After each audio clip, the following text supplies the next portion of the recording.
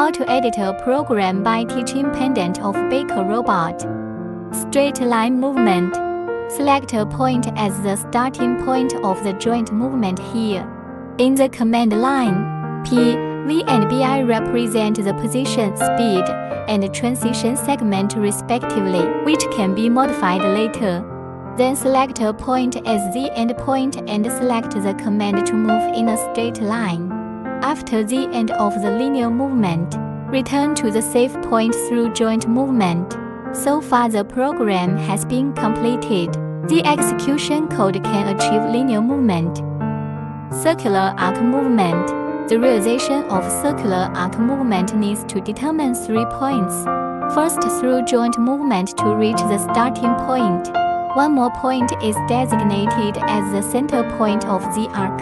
Finally, the end point of the arc can be determined to realize the arc motion.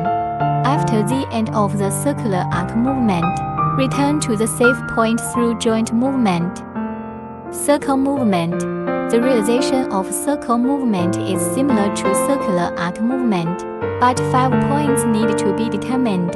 In order: the starting point, arc midpoint, arc endpoint, arc midpoint, and arc endpoint.